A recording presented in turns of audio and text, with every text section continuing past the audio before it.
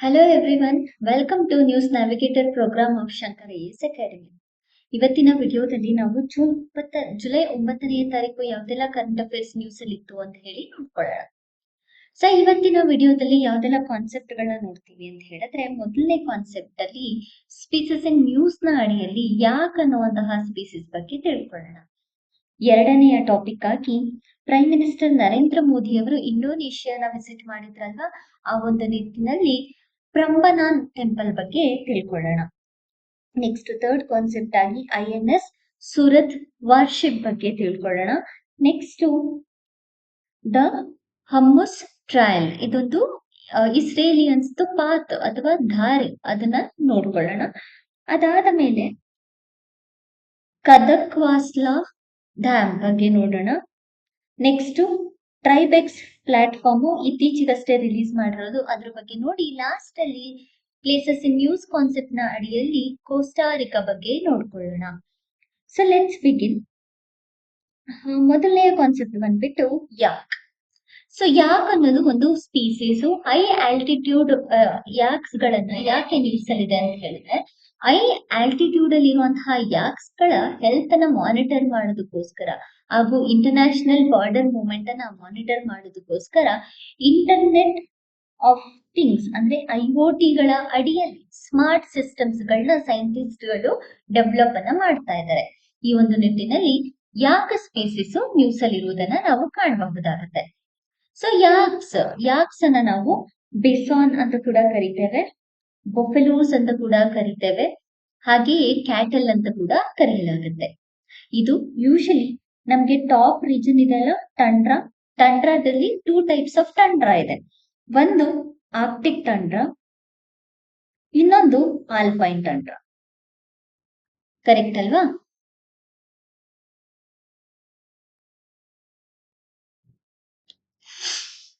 So ಈ ಯಾಕು alpine tundra ಇದೆಯಲ್ಲ, ಈ ಆಲ್ಪೈನ್ ಟಂಡ್ರಾ ಜಾಗದಲ್ಲಿ 5,000ದಿಂದ 7,000 ಮೀಟರ್ ಆಲ್ಟಿಟ್ಯೂಡ್ ನಲ್ಲಿ ಜೀವಿಸುವಂತಹ ಸ್ಪೀಸೀಸ್ ಆಗಿದೆ.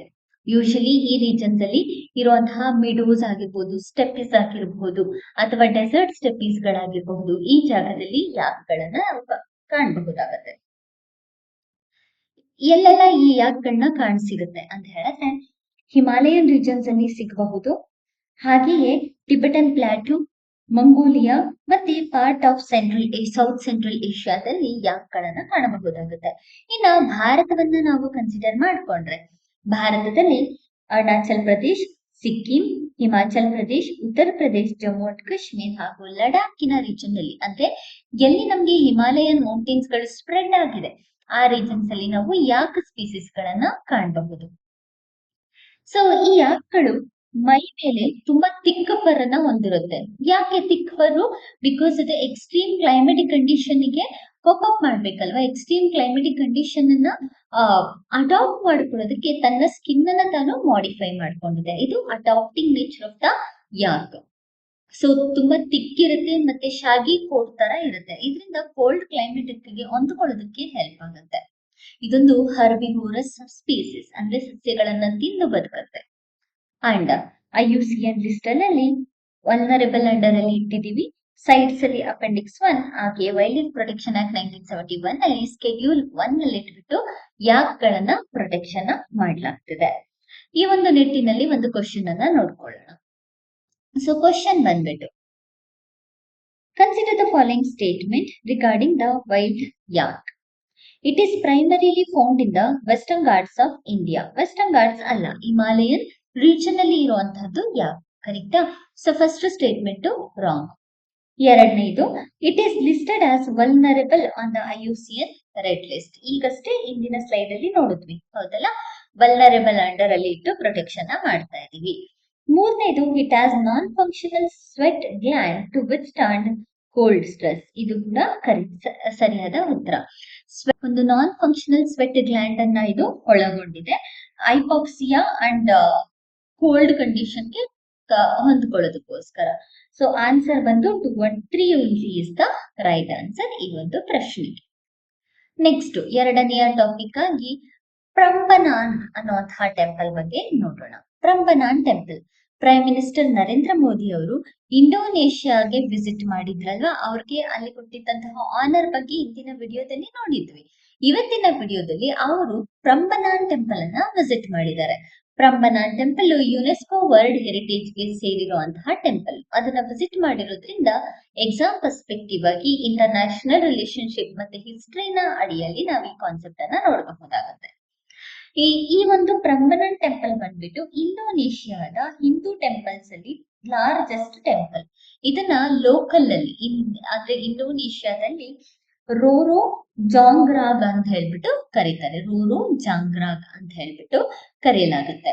So prime minister Narendra Modi ಅವರು ಇದನ್ನ ವಿಸಿಟ್ ಮಾಡಿರೋದ್ರಿಂದ ಈ ಒಂದು ಟೆಂಪಲ್ ಅನ್ನ ವರ್ಲ್ಡ್ ಹೆರಿಟೇಜ್ ಸೈಟ್ ಗೆ ಸೇರಿಸಲಾಗಿದೆ ಅಂತ ಹೇಳಿ ನಾವು ತಿಳ್ಕೋಬೇಕು. 9ನೇ ಸೆಂಚುರಿಯಲ್ಲಿ ಇಂಡೋನೇಷ್ಯಾದ ಸಂಜಯ ಡೈನೆಸ್ಟಿ ಅವರು ಈ ಒಂದು ಟೆಂಪಲ್ ಅನ್ನ ಕನ್ಸ್ಟ್ರಕ್ಷನ್ ಮಾಡಿದ್ದಾರೆ. ಇದು ಹಿಂದೂ ಟೆಂಪಲ್ ಜಾವಾ ಪ್ಲೇಸ್ ಅಲ್ಲಿ ಇರೋದನ್ನ ನಾವು ಕಾಣಬಹುದಾಗುತ್ತೆ. 1991ರಲ್ಲಿ ಇದು ಯುನೆಸ್ಕೋಗೆ ಜಾಯಿನ್ ಆಗೋದನ್ನ ನಾವು ನೋಡಬಹುದು. ಯುನೆಸ್ಕೋಗೆ 1991ರಲ್ಲಿ ಇದನ್ನ ಜಾಯಿನ್ ಮಾಡಲಾಗುತ್ತೆ. ಅಂಡ್ ಇಲ್ಲಿ ಯಾವ ಡಯಟಿಯನ್ನ ಪೂಜಿಸ್ತಾರೆ ಅಂತ ಹೇಳಿದ್ರೆ ತ್ರಿಮೂರ್ತಿಗಳು. ಯಾರು ತ್ರಿಮೂರ್ತಿ ಅಂದ್ರೆ ಬ್ರಹ್ಮ, ವಿಷ್ಣು, ಮಹೇಶ್ವರ. ಕರೆಕ್ಟ್ ಅಲ್ವಾ? ಬ್ರಹ್ಮ, ಶಿವ ಮತ್ತೆ ವಿಷ್ಣು ಈ 3 ದೇವರುಗಳು ಇಲ್ಲಿ ಮೇನ್ ಡಯಟಿಗಳಾಗಿದೆ ಪೂಜಿಸುವಾಗ. ಅಂಡ್ ಈ ಒಂದು ಟೆಂಪಲ್ ಕಾಂಪ್ಲೆಕ್ಸ್ ಸುತ್ತ ಕಾಂಪೌಂಡ್ಸ್ ಗಳನ್ನ ನೋಡಬಹುದು. ಈ ಗ್ಯಾಲರೀಸ್ ಅಲ್ಲಿ ರಾಮಾಯಣದ ಬಗ್ಗೆ ಸ್ಟೋರಿನ ಇಡಲಾಗಿದೆ.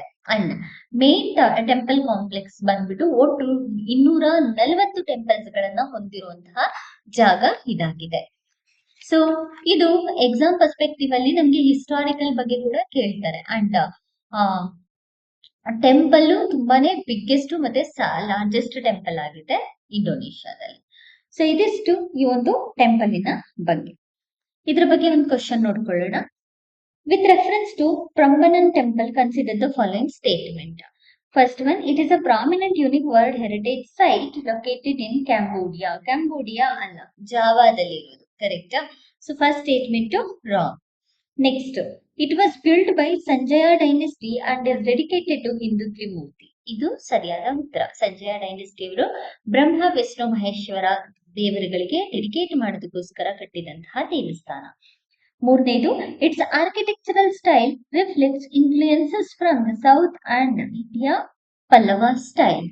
ಇನ್ಫ್ಲೂಯೆನ್ಸ್ ನ ಪಡ್ಕೊಂಡಿದ್ದಾರೆ. ಪಲ್ಲವ ಡೈನೆಸ್ಟಿಯ ಇನ್ಫ್ಲೂಯೆನ್ಸ್ ನ ಪಡೆದ್ಬಿಟ್ಟು ಈ ಟೆಂಪಲ್ ಅನ್ನ ಕನ್ಸ್ಟ್ರಕ್ಷನ್ ಮಾಡಲಾಗಿದೆ.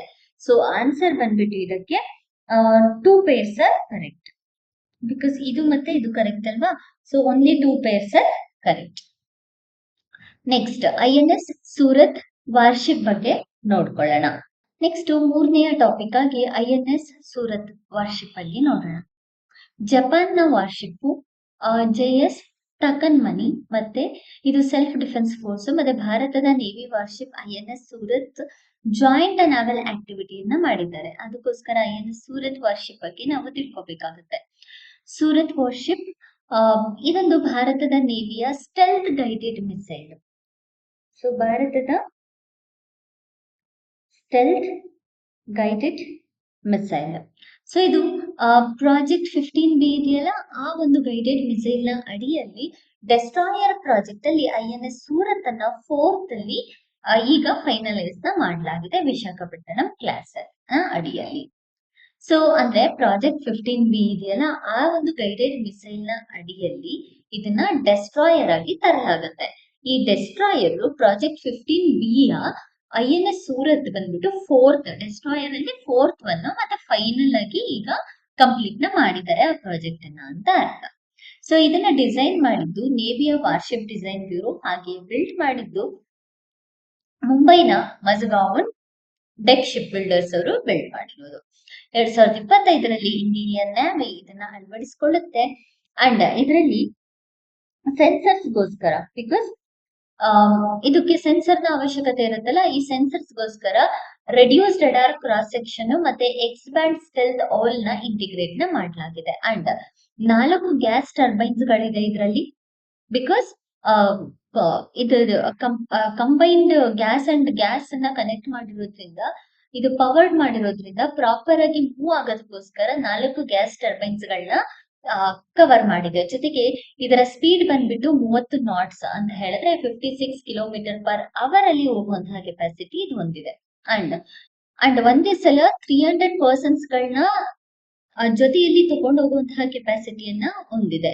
ಅಂಡ್ ಇದರಲ್ಲಿ 300 ಪರ್ಸನ್ಸ್ ಅಲ್ಲಿ 50 ಆಫೀಸರ್ಸ್ ಮತ್ತೆ 250 ಸೇಲರ್ಸ್ ಗಳನ್ನ ಹೊಂದುತ್ತೆ. ಇದು ಭಾರತದ ಮೊದಲ AI enabled warship. AI enabled ಅನ್ನ ಇದರಲ್ಲಿ ಅಳವಡಿಸಲಾಗಿದೆ. ಅಂಡ್ ಆಪರೇಷನ್ಸ್ ಗೋಸ್ಕರ ಹ್ಯಾಂಗರ್ ಫಾರ್ 2 AHL ಅಥವಾ 1 MH-60R ಹೆಲಿಕಾಪ್ಟರ್ ಅನ್ನ ಒಳಗೊಂಡಿರೋದನ್ನ ನಾವು INS ಸೂರತ್ ಅಲ್ಲಿ ನೋಡಬಹುದಾಗುತ್ತೆ. ಅಂಡ್ ಇದ್ರ ಮೇಲೆ ಒಂದು ಕ್ವಶನ್ ಅನ್ನ ನೋಡ್ಕೊಂಡ್ರೆ, consider the following statement regarding the INS Surat. It is the first stealth guided missile destroyer built under the project 15B ಅಲ್ಲ, ಯಾಕಂದ್ರೆ ಇದು 4th ಒನ್ ಹೌದಲ್ಲ. So first one wrong. Next, it is recognised as India's first artificial intelligence enabled warship. ಇದು ಕರೆಕ್ಟ್ ಆದ ಉತ್ತರ. Next, it is equipped with BrahMos supersonic cruise missile. ಇದು ಸರಿಯಾದ ಉತ್ತರ. ಸೊ ಆನ್ಸರ್ ಬಂದ್ಬಿಟ್ಟು 2 and 3 only is the right answer ಈ ಒಂದು ಪರ್ಟಿಕ್ಯುಲರ್ ಕ್ವಶನ್ಗೆ.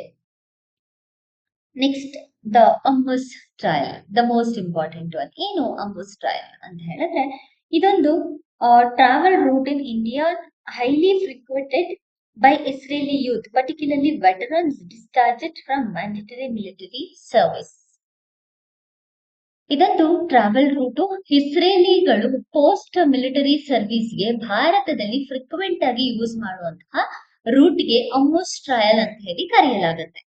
ಎವ್ರಿ ಇಯರ್ ಈ ಒಂದು ರೂಟಿನಲ್ಲಿ ಅರೌಂಡ್ 80,000 ಇಸ್ರೇಲೀಸ್ ಭಾರತಕ್ಕೆ ವಿಸಿಟ್ ಮಾಡ್ತಾ ಇದ್ದಾರೆ. And most of them are Young veterans who have been discharged from the mandatory Israeli army service.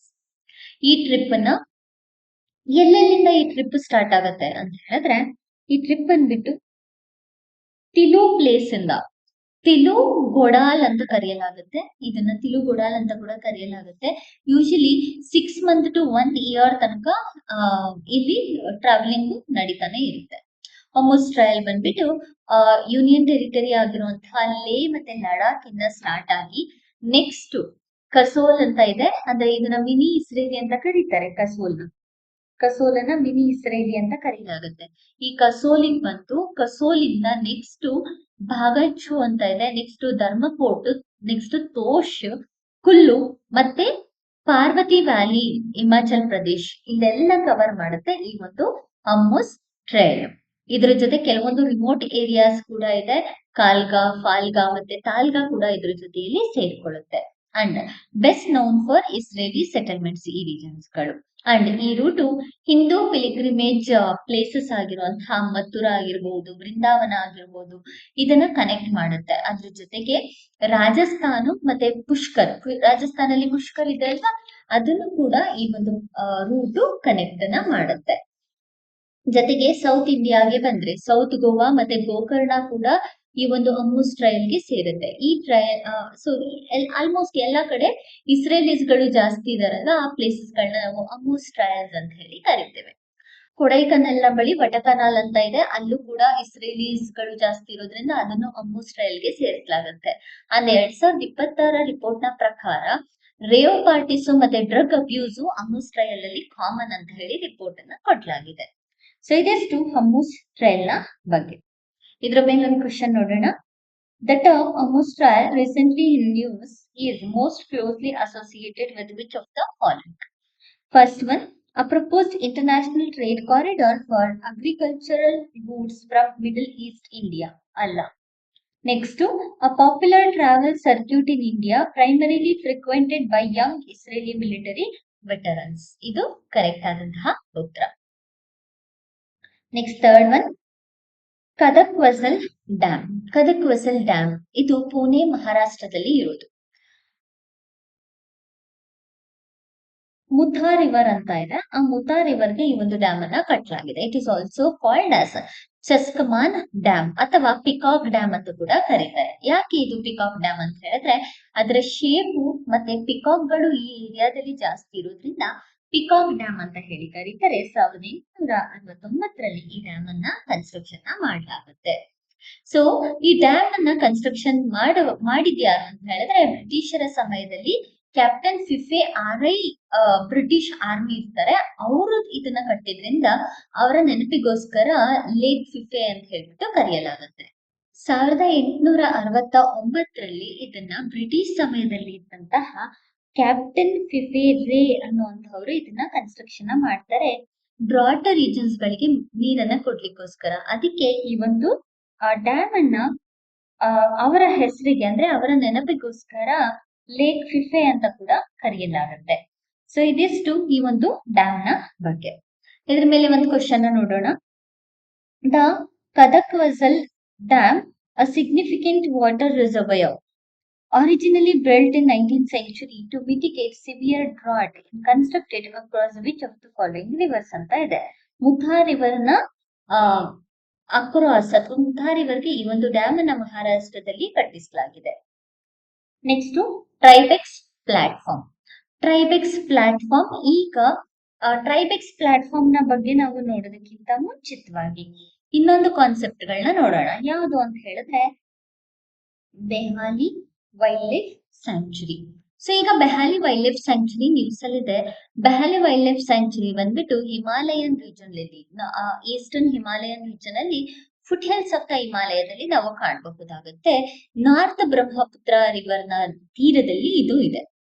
So ಇದನ್ನ ಅರುಣಾಚಲ್ ಪ್ರದೇಶ್ ಮತ್ತೆ ಅಸ್ಸಾಂನ ಬಾರ್ಡರ್ ಅಲ್ಲಿ ಕಾಣಬಹುದು. ಅಸ್ಸಾಂ ಮತ್ತೆ ಅರುಣಾಚಲ್ ಪ್ರದೇಶ ಏರಿಯಾದಲ್ಲಿ ಡಿಸ್ಪ್ಯೂಟೆಡ್ ರೀಜನ್ ಏನಿದೆ, ಆ ಡಿಸ್ಪ್ಯೂಟೆಡ್ ರೀಜನ್ ಅಲ್ಲಿ ಬೆಹಾಲಿ ವೈಲ್ಡ್ ಲೈಫ್ ಸ್ಯಾಂಕ್ಚುರಿ ಇದೆ. ಅಂಡ್ ಈ ಬೆಹಾಲಿ ವೈಲ್ಡ್ ಲೈಫ್ ಸ್ಯಾಂಕ್ಚುರಿಯನ್ನ 2003ರಲ್ಲಿ ಎಲಿಫೆಂಟ್ ರಿಸರ್ವ್ ಅಂತ ಕೂಡ ರೆಕಗ್ನೈಸ್ ಮಾಡಲಾಗುತ್ತೆ. ಎಲಿಫೆಂಟ್ ರಿಸರ್ವ್ ನ ರೆಕಗ್ನೈಸ್ ಮಾಡಿರೋದು ಈ ಬೆಹಾಲಿ ವೈಲ್ಡ್ ಲೈಫ್ ಸ್ಯಾಂಕ್ಚುರಿಯ ರೀಜನ್ ಅಲ್ಲಿ. ಅಂಡ್ ಇದು ಟ್ರಾಪಿಕಲ್ ಎವರ್ಗ್ರೀನ್ ಫಾರೆಸ್ಟ್ ಮತ್ತೆ ಸೆಮಿ ಎವರ್ಗ್ರೀನ್ ಫಾರೆಸ್ಟ್ ವೆಜಿಟೇಷನ್ ನ ಹೊಂದಿರುವಂತಹ ಜಾಗ. ಇದು ನ್ಯೂಸ್ ಅಲ್ಲಿ ಇರೋದ್ರಿಂದ ಇದನ್ನ ಕವರ್ ಮಾಡಿದ್ವಿ. Next Tribex platform. Tribex platform ministry of tribal affairs Tribex platform ಅನ್ನ ಲಾಂಚ್ ಮಾಡಿದ್ದಾರೆ. ಸೊ ಯಾಕೆ ministry of tribal affairs Tribex platform ನ ಲಾಂಚ್ ಮಾಡಿರೋದು? ಇದು ಮೊದಲ digital learning platform tribal arts ಮತ್ತೆ ಕಲ್ಚರ್, ಟ್ರೆಡಿಷನಲ್ ನಾಲೆಡ್ಜ್ ಮತ್ತೆ ಸ್ಕಿಲ್ ಡೆವಲಪ್ಮೆಂಟ್ ಗೆ ಡೆಡಿಕೇಟೆಡ್ ಆಗಿ ತಂದಿರುವಂತಹ ಪ್ಲಾಟ್ಫಾರ್ಮ್ ಅಲ್ಲಿ 5,000ಕ್ಕೂ ಹೆಚ್ಚು ಮಲ್ಟಿಮೀಡಿಯಾ ರಿಸೋರ್ಸಸ್ ಗಳ ಇದರಲ್ಲಿ ಇನ್ಕ್ಲೂಡ್ ಆಗಿರೋದನ್ನ ನೋಡಬಹುದಾಗುತ್ತೆ. ಆಡಿಯೋ ಇರ್ಬೋದು, ವಿಡಿಯೋ ಇರ್ಬೋದು, ರೇಡಿಯೋ, ಲಿಟ್ರೇಚರ್ ಇದೆಲ್ಲದನ್ನು ಕೂಡ ಒಳಗೊಂಡಿರುವಂತಹ ಒಂದು ಇಂಟಿಗ್ರೇಟೆಡ್ ಪ್ಲಾಟ್ಫಾರ್ಮ್ ಇದು. Usually tribal festivals tribal festivals ಏನಾಗ್ತಿರುತ್ತೆ ಅದನ್ನ ಪಿಕ್ಚರ್ಸ್ ಮಾಡೋದು ಅಥವಾ socio cultural practices, oral tradition ನ ಡಾಕ್ಯುಮೆಂಟೇಶನ್ ಮಾಡೋದಕ್ಕೋಸ್ಕರ ಈ ಒಂದು ಪ್ಲಾಟ್ಫಾರ್ಮ್ ಅನ್ನ ಯೂಸ್ ಮಾಡಬಹುದು. ಜೊತೆಗೆ robust learning management system, repository management system ಅನ್ನ ಇಂಟಿಗ್ರೇಟ್ ಮಾಡಲಾಗಿದೆ ಈ ಒಂದು ಟ್ರೈಬೆಕ್ಸ್ ಪ್ಲಾಟ್ಫಾರ್ಮ್ ಅಡಿಯಲ್ಲಿ. ರೆಪಾಸಿಟರಿ ಮ್ಯಾನೇಜ್ಮೆಂಟ್ ಸಿಸ್ಟಮ್ ನ ಸೆಕ್ಯೂರ್ ಮತ್ತೆ ಸೀಮ್ಲೆಸ್ ಡಿಜಿಟಲ್ ಎಕೋಸಿಸ್ಟಮ್ ನ ಪ್ರೊವೈಡ್ ಮಾಡುತ್ತೆ. ಫಾರ್ ಯಾರಿಗೆಲ್ಲ ಪ್ರೊವೈಡ್ ಮಾಡುತ್ತೆ? ಯಾವುದಕ್ಕೋಸ್ಕರ? ಲರ್ನಿಂಗ್, ನಾಲೆಡ್ಜ್ ಮತ್ತೆ ಮ್ಯಾನೇಜ್ಮೆಂಟ್ ಪ್ರೋಗ್ರೆಸ್ ಅನ್ನ ಟ್ರ್ಯಾಕ್ ಮಾಡೋದಕ್ಕೋಸ್ಕರ ಹೆಲ್ಪ್ ಮಾಡುತ್ತೆ. ಪ್ರೆಸೆಂಟ್ಲಿ ಒಟ್ಟು 20 ಫ್ರೀ ಸರ್ಟಿಫೈಡ್ ಎಜುಕೇಶನ್ ಕೋರ್ಸ್ ಗಳನ್ನ ಕೊಡ್ತಾ ಇದೆ. ಇದರಲ್ಲಿ ಟ್ರೈಬಲ್ ಆರ್ಟ್ ಫಾರ್ಮ್ಸ್ ಆಗಿರುವಂತಹ ಪೇಂಟಿಂಗ್ಸ್ ಆಗಿರಬಹುದು, ಹ್ಯಾಂಡಿಕ್ರಾಫ್ಟ್, ಹ್ಯಾಂಡ್ಲೂಮ್ಸ್, ಆರ್ಟಿಫ್ಯಾಕ್ಟ್ಸ್ ಮತ್ತೆ ಟ್ರೆಡಿಷನಲ್ ಮ್ಯೂಸಿಕಲ್ ಇನ್ಸ್ಟ್ರೂಮೆಂಟ್ಸ್ ನ ಕೂಡ ಇದು ಒಳಗೊಂಡಿದೆ. ಸೊ ಇದಕ್ಕೆ ಅಂದ್ರೆ ಈ ಕೋರ್ಸ್ ಗಳಿಗೆ ಸರ್ಟಿಫೈಡ್ ಕೋರ್ಸ್ ಗಳನ್ನ ಕೊಡುತ್ತೆ.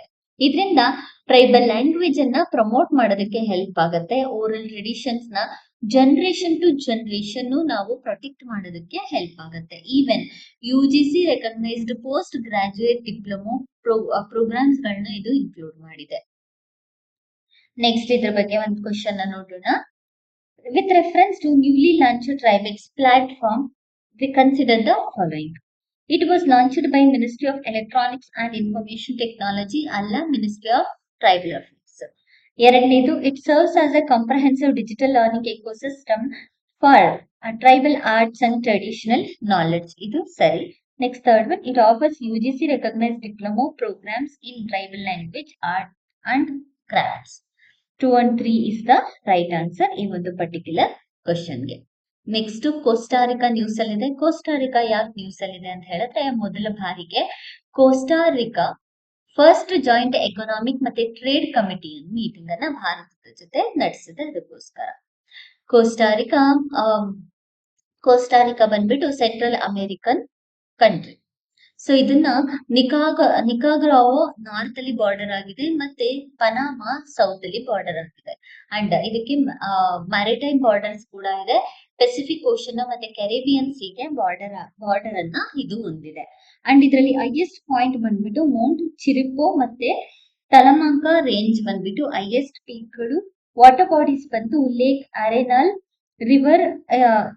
ಯಾವ್ಯಾವ ರಿವರ್ ಇದೆ ಅಂತ ಹೇಳಿದ್ರೆ ರಿವೆಂತಜಾನ್ ಮತ್ತೆ ಸ್ಯಾನ್ ಜುವಾನ್ ಅನ್ನೋಂತಹ ರಿವರ್ಸ್ ಗಳನ್ನ ಇಲ್ಲಿ ಕಾಣಬಹುದಾಗುತ್ತೆ.